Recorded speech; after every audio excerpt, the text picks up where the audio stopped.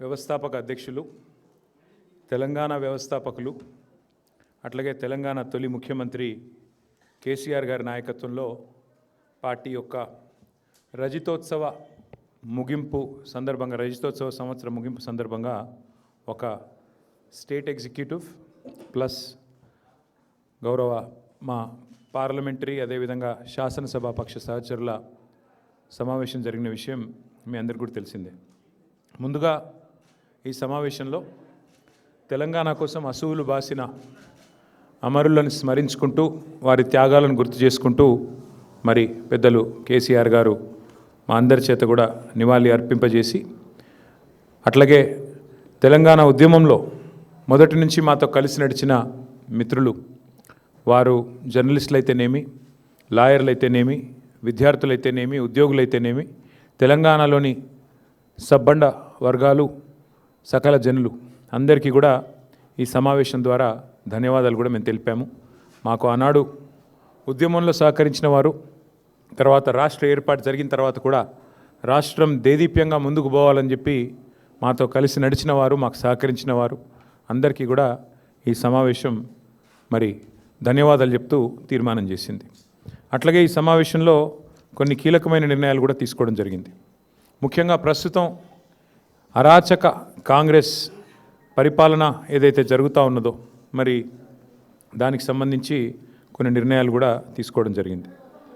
కేసీఆర్ గారు చాలా సుదీర్ఘంగా పార్టీ ఏర్పాటుకు మరి దారితీసిన పరిస్థితులు, ఆనాడు ఉమ్మడి ఆంధ్రప్రదేశ్లో తెలంగాణ ప్రాంతానికి జరిగిన అన్యాయం, ముఖ్యంగా ఇక్కడ వ్యవసాయదారులు, ఇక్కడి సాగునీటి స్థితిగతులు, ఇక్కడి విద్యుత్ కొరతతో అలమటించిన పరిస్థితులు ఇవన్నీ కూడా వివరిస్తూ అసలు ఏ నేపథ్యంలో రాష్ట్ర ఏర్పాటు కోసం నడుం బిగించాల్సి వచ్చిందో చాలా వివరంగా చెప్పారు. ఆ ప్రయాణంలో కలిసి వచ్చిన ప్రతి ఒక్కరిని కూడా స్మరించుకున్నారు.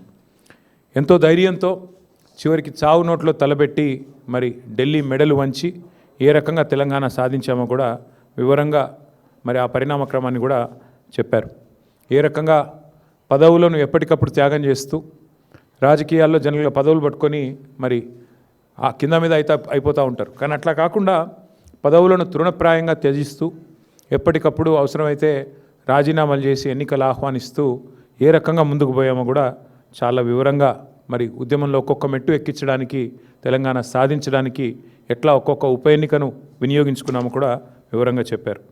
దాంతోపాటు తెలంగాణ రాష్ట్ర ఏర్పాటు జరిగిన తర్వాత మరి గౌరవనీయులు కేసీఆర్ గారి నాయకత్వంలో ఏ రకమైన మరి పరిపాలన జరిగింది, ఏ రకంగా ఏ ఆలోచనతో ఎంత ప్యాషనేట్గా ఎంత ఉద్విగ్నతతో పనిచేసినామో అది కూడా చాలా వివరంగా చెప్పారు. దానిలో కూడా సహకరించిన రాష్ట్ర ప్రభుత్వ అధికారులకు కూడా వారు ధన్యవాదాలు చెప్పారు. మాతో పాటు రాష్ట్ర ప్రజలకు సంక్షేమ ఫలాలు, అభివృద్ధి ఫలాలు అందించడానికి కలిసి వచ్చిన ప్రతి ఒక్కరికి కూడా వారు ధన్యవాదాలు చెప్పారు. రైతు బంధు లాంటి ఒక అద్భుతమైన పథకాన్ని ప్రపంచంలో ఎక్కడా లేని విధంగా తీసుకొచ్చి రైతన్నలకు అందించిన ఘనత కేసీఆర్ గారిది. యునైటెడ్ నేషన్స్ కూడా ప్రశంసించిన రైతు బంధు లాంటి పథకం, దాన్ని ఎందుకు పెట్టాల్సి వచ్చింది, ఏ కారణం చేత రైతు బంధు పథకం తీసుకొచ్చాం, అవన్నీ కూడా వివరంగా చెప్పారు. అదే రైతు బంధుని ఇవాళ కాంగ్రెస్ ఎట్లా నిర్వీర్యం చేస్తున్నది, ఏ రకంగా ఈరోజు ఒక్కొక్క ఎకరానికి ఒక్కొక్క దఫాగా పైసలు ఇస్తూ దానికి కూడా మరి ఎంత ప్రచారం చేసుకుంటున్నారు, ఎంత చండాలంగా ఈరోజు ప్రభుత్వం నడుస్తున్నది, ఇది కూడా వారు వివరంగా చెప్పారు. ఏ రకంగా మళ్ళీ తిరిగి రాష్ట్రంలో వ్యవసాయ రంగంలో సంక్షోభం ఉందో దాని మీద కూడా సమావేశం విస్తారంగా చర్చించింది. నిజానికి ఈరోజు తీసుకున్న అతి ముఖ్యమైన నిర్ణయం ధాన్యం కొనుగోళ్లలో రాష్ట్ర వ్యాప్తంగా ఏదైతే రాష్ట్ర ప్రభుత్వ నిర్లక్ష్యం వల్ల రైతులు తీవ్రంగా నష్టపోతూ ఉన్నారో, ఇవాళ దళారుల పాలైపోయింది ధాన్యం. రాష్ట్రంలో ఎక్కడా కూడా కొనుగోలు కేంద్రాలు నడవడం లేదు. సమావేశం ఏం తీర్మానం చేసింది అంటే బీఆర్ఎస్ ప్రభుత్వం ఉన్నప్పుడు ఏ రకంగానైతే ఎలాంటి ఆంక్షలు లేకుండా కొనుగోలు చేశామో, అది వరి అయితేనేమి, మొక్కజొన్న అయితేనేమి, సోయా అయితేనేమి, అదేవిధంగా జొన్నలైతేనేమి, ఇంకా ఏ పంట అయినా కూడా సంపూర్ణంగా ఎలాంటి ఆంక్షలు లేకుండా, సీలింగ్ లేకుండా ఏ రకంగానైతే కొనుగోలు చేశామో అదే రకంగా కొనుగోలు వెంటనే ప్రారంభించాలి, లేదా గ్రామాన బీఆర్ఎస్ పార్టీ ఉద్యమిస్తుంది రైతుల పక్షానని చెప్పి ఈ సమావేశం తీసుకున్న అతి ముఖ్యమైన తీర్మానం అది. అట్లాగే ధాన్యం కొనుగోలు చేయడానికి కూడా చివరికి మంత్రివర్గ ఉపసంఘాలు వేసి వాటిని కూడా ఒక పెద్ద గొప్ప విషయంలాగా ఏదైతే రాష్ట్ర ప్రభుత్వం చెప్పుకునే ప్రయత్నం చేస్తున్నదో దాన్ని తీవ్రంగా ఖండిస్తూ వెంటనే ఈ రాష్ట్రంలోని రైతాంగ పక్షాన ఇప్పటికే దళారులకు అమ్ముకొని కనీస మద్దతు ధర రాకుండా బోనస్ కూడా వచ్చే పరిస్థితి లేకుండా మరి ఏదైతే రైతులు ఇబ్బంది పడుతున్నారో దాన్ని వెంటనే నివారించడానికి ప్రభుత్వం కొనుగోలు కేంద్రాలను ప్రారంభించి వెంటనే కొనుగోలు ప్రారంభించాలని చెప్పి సమావేశంలో తీర్మానం చేశాం. అట్లాగే సింగరేణి సంస్థ విషయంలో కూడా కార్మిక లోకానికి చేసిన అభివృద్ధి మరి ఏ రకంగా అక్కడ సంక్షేమ పథకాలు ఇవన్నీ కూడా అమలు చేశామో దానికి సంబంధించి కూడా ఈ సమావేశంలో మరి చర్చించడం జరిగింది. పార్లమెంట్లో భారతీయ జనతా పార్టీ ఎంపీ తేజస్వి సూర్య అనే వ్యక్తి తెలంగాణ ఏర్పాటును పాకిస్తాన్ ఏర్పాటుతో పోలుస్తూ మరి ఒక వేర్పాటువాద సమస్యగా చిత్రీకరించడమే కాకుండా తూలనాడే విధంగా అవమానించే విధంగా తెలంగాణ ప్రజల ఆత్మగౌరవాన్ని దెబ్బగొట్టే విధంగా వారు ఏదైతే మాట్లాడారో దాన్ని తీవ్రంగా సమావేశం ఖండించింది. నిజంగా అక్కడ ఒక్క బీఆర్ఎస్ ఎంపీ ఉన్న లోక్సభలో మరి వెంటనే తిరగబడి అక్కడికక్కడే అవసరమైతే తేజస్వి సూర్యని నిలదీసి క్షమాపణ చెప్పించే విధంగా కార్యాచరణ ఉండేది. కానీ ఇవాళ తెలంగాణ ప్రజలు కూడా ఆలోచించాలని చెప్పి కూడా సమావేశంలో చాలామంది వక్తలు అభిప్రాయపడ్డారు. అక్కడ 8 మంది కాంగ్రెస్ ఎంపీలు 8 మంది బీజేపీ ఎంపీలు ఉన్నా చేష్టలుడిగి ఉత్సవ విగ్రహాల మాదిరిగా చూస్తూ కూర్చున్నారు తప్ప తేజస్వి సూర్య గారు తెలంగాణ ఏర్పాటును పాకిస్తాన్ ఏర్పాటుతో పోల్చినా కనీస స్పందన లేకుండా మరి నిశ్చేష్టులుగా ఏదైతే చూస్తూ ఉన్నారో దాని సమావేశం తీవ్రంగా నిరసించింది. తెలంగాణ ప్రజలు దయచేసి తెలంగాణ పార్టీ ఎంపీలు బీఆర్ఎస్ ఎంపీలు లేని లోటు ఏ రకంగా ఉందో ఆలోచించాలని చెప్పి కూడా ఈ సమావేశంలో చాలామంది వక్తలు అభిప్రాయం పడడం జరిగింది. తెలంగాణ పౌరుషం తెలంగాణ చావదచ్చిన కాంగ్రెస్ బీజేపీ ఎంపీల నిష్క్రియాపరత్వం పైన కూడా ఈ సమావేశంలో నిరసన వ్యక్తమైంది. అట్లాగే మరి అన్ని రాజకీయపరమైన అంశాలతో పాటు ముఖ్యమైన మరొక అంశం మన కేంద్ర ప్రభుత్వం తీసుకున్న నిర్ణయం. ఈ మహిళా రిజర్వేషన్ బిల్లుని మరి వారు ఉద్దేశపూర్వకంగానే అడ్డుకున్నట్టుగా కనబడ్డది. అల్టిమేట్గా చూస్తే డీలిమిటేషన్తో ముడిపెట్టి మరి అనవసరంగా లేని ఒక కార్యక్రమం స్టార్ట్ చేసి మొత్తానికి మహిళా లోకాన్ని దేశంలోని అందరి ప్రజల్ని కూడా గందరగోళంలోకి ఏదైతే భారతీయ జనతా పార్టీ ప్రభుత్వం నెట్టిందో మరి 30 ఏళ్ళుగా ఈ మహిళా బిల్లుకు సంబంధించిన చర్చలు జరుగుతూనే ఉన్నాయి. మరి మేము కూడా గతంలో ప్రభుత్వంలో ఉన్నప్పుడు చట్టసభల్లోనే మేము తీర్మానాలు కూడా చేసినాం. శాసనసభలో శాసన మండలిలో వెంటనే 1/3 రిజర్వేషన్ చట్టసభల్లో అమలు చేయాలి అని మా ప్రభుత్వం తరపునే ఆనాడు తీర్మానాలు చేసి పంపాం. ఈ సమావేశం ద్వారా కూడా మా పార్టీ యొక్క విస్తృత స్థాయి సమావేశం ద్వారా కూడా మహిళా రిజర్వేషన్ల విషయంలో పూర్తి చిత్తశుద్ధిని మళ్ళీ వ్యక్తం చేస్తూ తప్పకుండా వెంటనే కేంద్ర ప్రభుత్వం కూడా ఈ విషయంలో సానుకూల నిర్ణయం తీసుకొని రిజర్వేషన్లను వెంటనే అమల్లోకి తీసుకొని రావాలని చెప్పి కూడా మరి ఈ సమావేశంలో తీర్మానం పాస్ చేయడం జరిగింది. దాంతోపాటు మరి SIR అనే కార్యక్రమం ఏదైతే ప్రారంభం కాబోతా ఉందో ఆ విషయంలో కూడా చాలా కూలంకషంగా ఈ సమావేశంలో చర్చ జరిగింది. స్పెషల్ ఇంటెన్సివ్ రివిజన్ పేరిట మరి వెస్ట్ బెంగాల్లో దాదాపు 95 లక్షల ఓట్లు తొలగించడం జరిగింది. బీహార్లో 65 లక్షల ఓట్లు తొలగించడం జరిగింది. అట్లాగే రేపు తెలంగాణలో కూడా మే నెలలో ఈ SIR అనే కార్యక్రమం ప్రారంభమవుతూ ఉంది. కాబట్టి ఈ విషయంలో పార్టీ మొత్తం కూడా టాప్ టు బాటం గ్రామ స్థాయి నుంచి మొదలు పెడితే బూత్ స్థాయి నుంచి మొదలు పెడితే స్టేట్ స్థాయి దాకా కూడా ఫోకస్ చేయాలని చెప్పి మా పార్టీ అధ్యక్షులు దిశానిర్దేశం చేశారు. ఈ విషయంలో ఎందుకంటే ఓట్ల తొలగింపు ప్రక్రియ పేరిట జరిగిన నాటకం, దొంగ ఓట్ల చేర్పుల వల్ల జూబ్లీహిల్స్ ఎన్నికల్లో జరిగిన నష్టం దాదాపు 15,000 దొంగ ఓట్లు జూబ్లీహిల్స్ ఎన్నికల్లో మా ఓటమికి కూడా కారణమయ్యాయనే ఒక అభిప్రాయం కూడా సమావేశంలో వ్యక్తం కావడం జరిగింది.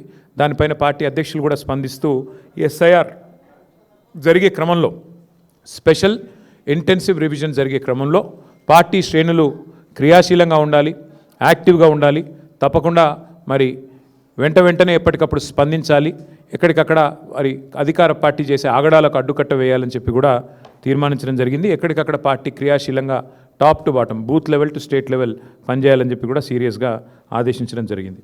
అట్లాగే పార్టీ యొక్క సంస్థాగత నిర్మాణం మీద కూడా చాలా విస్తృతమైన చర్చ జరిగింది. సభ్యత్వ నమోదు, పార్టీ యొక్క కమిటీలు ఇవన్నిటి విషయంలో చర్చ జరిగింది.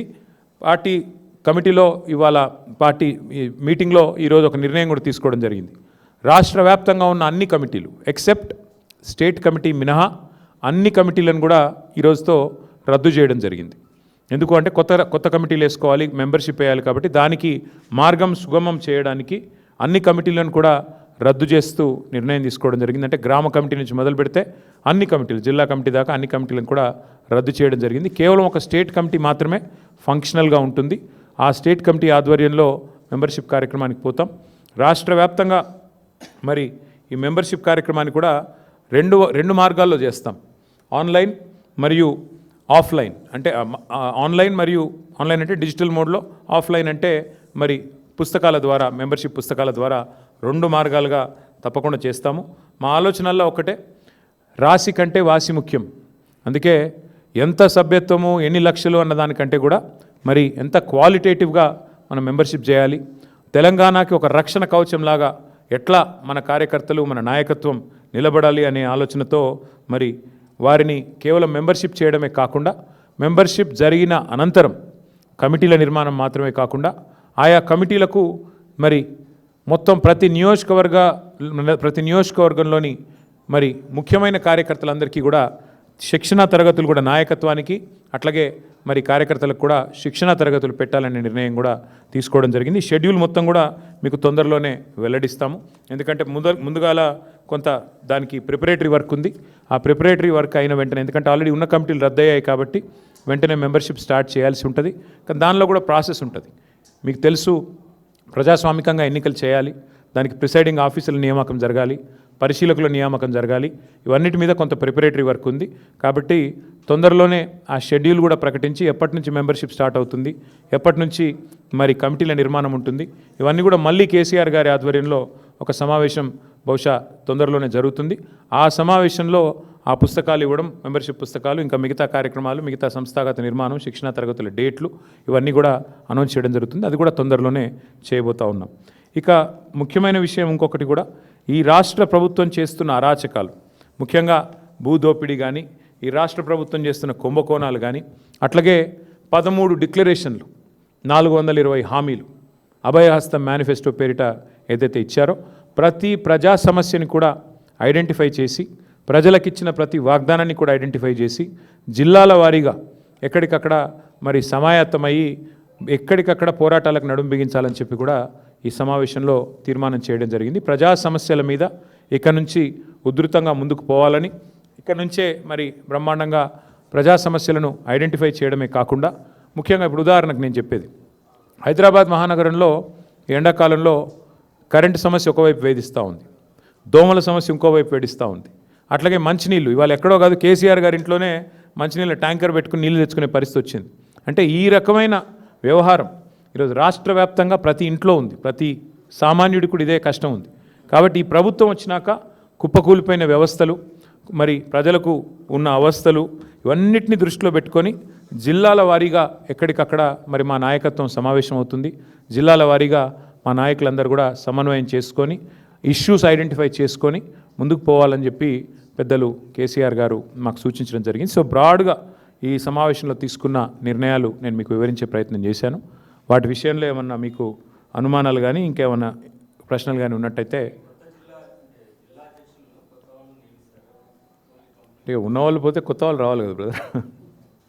అంటే టాప్ టు బాటమ్ కాదు Ravi, top to bottom booth committee నుంచి ఇవాళ మొత్తం అన్ని డిస్ట్రిక్ట్ కమిటీల దాకా అన్ని రద్దయినాయి. కేవలం ఒక స్టేట్ కమిటీ మాత్రమే ఫంక్షనల్ ఉంటుంది. ఎందుకంటే అది కూడా రీకాన్స్టిట్యూట్ చేయాల్సి ఉంటుంది తర్వాత. బట్ ఇప్పుడు ఎందుకు లైవ్ ఉంటుందంటే, మేము మెంబర్షిప్ పర్యవేక్షించడానికి స్టేట్ లెవెల్ కమిటీ ఉండాలి కాబట్టి వారందరూ కూడా పర్యవేక్షణకు, అట్లాగే ఎన్నికలు ప్రతి నియోజకవర్గానికి అబ్జర్వర్లను, కోఆర్డినేటర్లను కూడా నియమిస్తాం.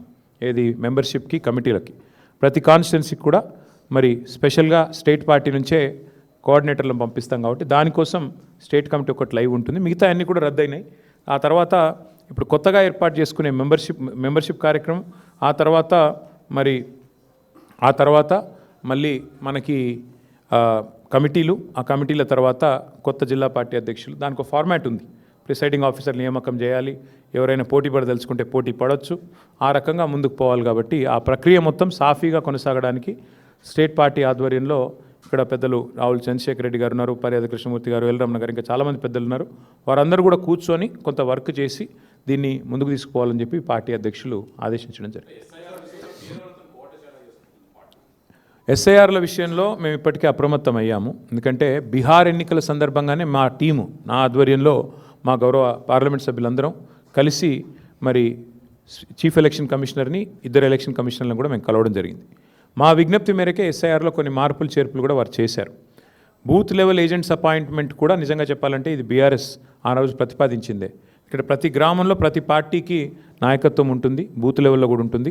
కాబట్టి మీరు మాకు అవకాశం ఇవ్వండి, కొత్త చేర్పులు కానీ ఏమైనా డిలీషన్లు కానీ ఉంటే పారదర్శకంగా చేయండి అని చెప్పి మేము ఆ రోజు ఢిల్లీలో పోయి విజ్ఞప్తి చేశాం. దానికి అనుగుణంగా వారు స్పందించారు, అది మార్పు చేశారు. మేము కూడా బూత్ లెవెల్ ఏజెంట్ల నియామకం ఇప్పటికే దాదాపుగా మరి 90 నియోజకవర్గాల్లో పూర్తయింది. ఇక మిగతా ఒక 20-25 నియోజకవర్గాల్లో పూర్తి చేయాలి. అది కూడా రాబోయే 2-3 రోజుల్లో చేస్తాము. చేసి BLA అంటారు బూత్ లెవెల్ ఏజెంట్లు, అఫీషియల్గా BLO ఉంటారు బూత్ లెవెల్ ఆఫీసర్. వారితో సమన్వయం చేసుకుని పారదర్శకంగా ఈ ప్రక్రియ సాగడానికి మా పార్టీ వైపు నుంచి విజిలెంట్గా ఉండాలని చెప్పి మా పార్టీ అధ్యక్షులు సూచించారు. దానికి అనుగుణంగా ముందుకు నడుస్తాం. రాశి కంటే వాసి ముఖ్యమని నేను అన్నాను. అంటే ఏదో పేరుకి 1,00,000 దాటింది 2 లక్షలు దాటింది అన్నట్టు కాకుండా చాలా క్వాలిటేటివ్గా పని చేయండి అని చెప్పి మా అధ్యక్షుల వారు సూచించారు. దానికి అనుగుణంగా మా ఆలోచన ఏమి అంటే తప్పకుండా ఎక్కువ ఎంత ఇప్పుడు నాకు రమణ గారికి పోటీ పెట్టుకొని ఆయన 1,00,000 అంటే నేను 1,10,000 అట్లా కాకుండా నిజంగా నికార్స్గా ఎంతైతే మెంబర్షిప్ జరుగుతుందో ఆ పద్ధతుల్లో చేయాలి. ఆ ఎంపిక చేసిన మెంబర్స్ ఎవరైతే ఉంటారో వాళ్ళనే మళ్ళీ కమిటీలో నియమించి క్రియాశీల సభ్యులకి కమిటీలో ఉండే అవకాశం ఉంటుంది. సో ఆ క్రియాశీల సభ్యులు కమిటీలో ఏర్పాటు చేసుకుంటూ టాప్ టు బాటం అంటే బూత్ లెవెల్ నుంచి స్టేట్ కమిటీ దాకా మళ్ళీ పునర్నిర్మాణం జరగాలి.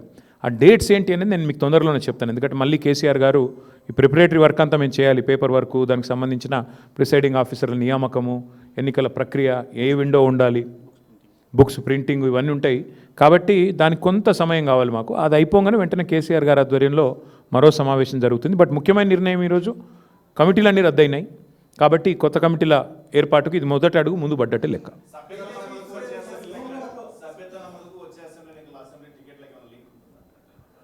సభ్యత్వ నమోదు కాదు, కానీ పార్టీకి క్రియాశీలంగా పని చేయండి. ఎమ్మెల్యేలైనా కేసీఆర్ గారు ఒక మాట అన్నారు, సిట్టింగ్ ఎమ్మెల్యేలైనా మీరు క్రియాశీలంగా పనిచేయకపోతే మాత్రం పార్టీ అన్ని పరిగణలోకి తీసుకుంటుంది. క్రియాశీలంగా ఉండండి, కార్యకర్తలకు అందుబాటులో ఉండండి, ప్రజలకు అందుబాటులో ఉండండి, సవ్యంగా పార్టీ ఇచ్చిన టాస్క్ను పూర్తి చేయండి అని చెప్పారు. చెప్పడంతో పాటు పార్టీ అన్నీ గమనిస్తుంది, రేపు టికెట్ ఇచ్చేటప్పుడు ఇవన్నీ కూడా పరిగణలోకి తీసుకుంటామని కూడా చెప్పారు.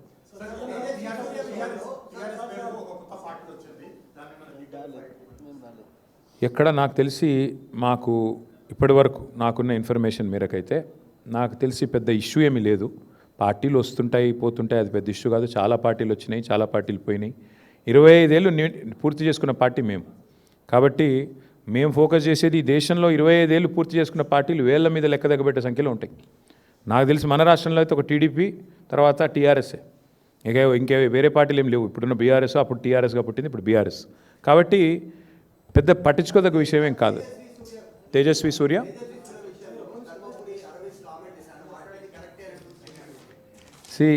వాళ్ళ పార్టీ ఫిలాసఫీ అది కావచ్చు. నేను ఏమంటున్నా అంటే భారతీయ జనతా పార్టీ పార్లమెంట్ సభ్యులు తేజస్వి సూర్య గారు మాట్లాడితే అందరికంటే ముందు స్పందించింది మా బీఆర్ఎస్ రాజ్యసభ సభ్యులు వద్దిరాజు రవిచంద్ర గారు, దామోదరరావు గారు. వారిద్దరు కూడా వెంటనే ఖండించడమే కాదు, మరి గట్టిగా వారిని నిలదీశారు. అక్కడే పార్లమెంట్లోనే నిలదీసి అడిగారు. నాకు కూడా తేజస్వి సూర్య గారు ఫోన్ చేశారు, బ్రదర్ నేనేదో అన్నాను, తప్పుగా అర్థం చేసుకున్నారు మీ వాళ్ళంటే. లేదండి, మీరు మాట్లాడింది చాలా తప్పు, నాకు ఆయనతో గతంలో పరిచయం ఉంది. ఫోన్ చేస్తే నేను చెప్పాను, చాలా తీవ్రంగా చెప్పాను, మీరు చాలామంది హృదయాలు గాయపరిచేటట్టు మాట్లాడినారు, మీరు మాట్లాడింది చాలా తప్పు, విరమించుకోండి, ఉపసంహరించుకోండి, పద్ధతి కాదు. ఎందుకంటే మాట్లాడొచ్చు, పార్లమెంట్లో ప్రజాస్వామిక పద్ధతుల్లో మాట్లాడొచ్చు, కానీ మీరు చేసింది చాలా తప్పు, మీరు చేసిన కామెంట్ కూడా తప్పు. ఇది మీ పార్టీ అభిప్రాయమా వ్యక్తిగత అభిప్రాయమా నాకు తెలియదు, బట్ మీరు మాట్లాడింది మాత్రం అస్సలు కరెక్ట్ కాదని చెప్పి నేను కూడా గట్టిగా చెప్పాను. అల్టిమేట్గా మేము ఖండించిన తర్వాతనే ఆయన ఏదో ఎక్స్ప్లెనేషన్ ఇచ్చుకున్నారు. నా ఉద్దేశం అది కాదు, ఇది కాదు, కాంగ్రెస్ని నిలదీయడం, ఎక్స్ప్లెనేషన్ ఇచ్చుకున్నారు. But whatever it is, ఒకటి మాత్రం పక్కా, బీఆర్ఎస్ పార్లమెంట్ సభ్యులు కనుక లోక్సభలో ఉండింటే తేజస్వి సూర్య ఈ పనికిమాలిన మాట మాట్లాడంగానే మా వాళ్ళు కస్సుమని లేచేటోళ్ళు, వెంటనే తెలంగాణ ప్రజల తరఫున గట్టిగా మాట్లాడేటోళ్ళు. కానీ ఇవాళ ఉత్సవ విగ్రహాలుగా 8+8 = 0 ఫర్ తెలంగాణ అన్నట్టుగా మారిపోయిన పరిస్థితి గురించి సమావేశంలో చర్చ జరిగింది.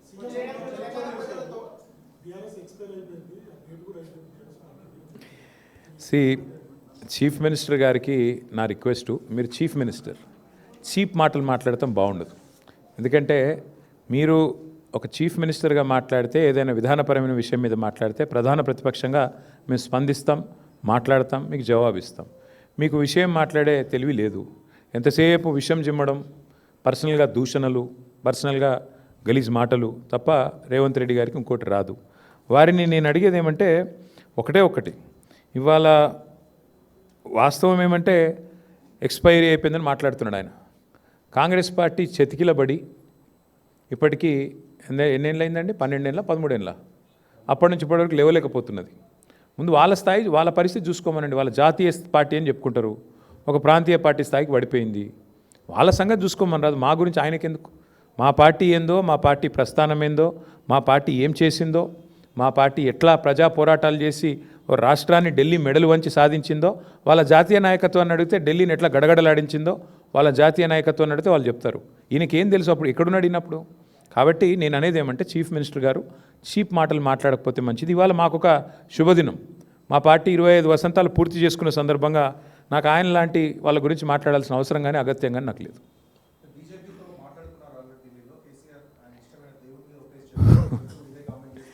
దేవుళ్ళ మీద ఓట్టేసి రుణమాఫీ చేస్తాను తప్పినోడు గురించి ఏం మాడతావు బ్రదర్ నువ్వు? దేవుళ్ళందరూ నాగం చేసిండు ఆయన. బాసర కోతాడు, సరస్వతమ్మ మీద ఒట్టన్నాడు, రుణమాఫీ అన్నాడు, ఆ ఒట్టు గట్టు మీద పెట్టినాడు, మర్చిపోయినాడు. యాదగిరి గుట్ట పోయినాడు, లక్ష్మీ నరసింహస్వామి మీద ఒట్టన్నాడు, ఈ జోగులాంబకు పోయి ఒట్టు పెట్టినాడు. గట్లాంటి ముఖ్యమంత్రి గురించి ఏం మాట్లాడమంటావు, ఏం చెప్పమంటావు? ఆయన మనిషి, ఆయన నోటికి ఆయన మాటకు విలువ ఉన్నది. ఏదో మాడుతూ ఉంటాడు ఏదో టైంపాస్కి. మీరు ఎప్పుడు మీకేమైపోయిందంటే పత్రికలలో కూడా ఆయన మాట్లాడితే పాపం రాయక తప్పని మజ్బూరీ వచ్చింది. మీ మేనేజ్మెంట్లు ఇక ఆయన చీట్ చాట్ చేసినా ఏం చేసినా మీరు రాస్తారు. అదో చీట్ చాటు మళ్ళీ మీరు రాసుడు. అంతగానం ఉంటే బయటికి రమ్మని మాట్లాడమని మేము ఎందుకు వద్దంటాం. But thank you. గిన్ని మంచి మాటలు చెప్పిన ఆయన గురించి ఎందుకు.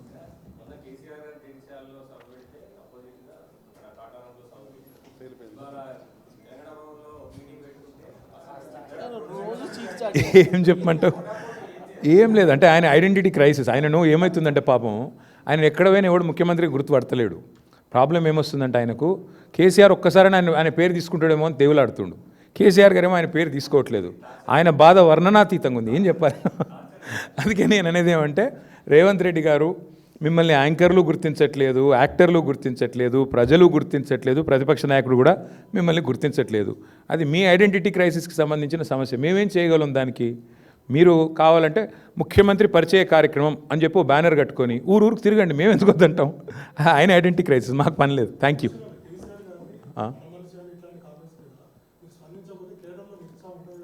బ్రదర్ ఇగో కేసీఆర్ గారి గురించి రోజుకి చాలామంది మాట్లాడుతుంటారు. అన్నిటి మీద మాట్లాడాలంటే మాకు పని చాలా ఉంది. చాలామంది చాలా మాట్లాడుతుంటారు, అన్ని పట్టించుకోవాల్సిన అవసరం లేదు. Thank you.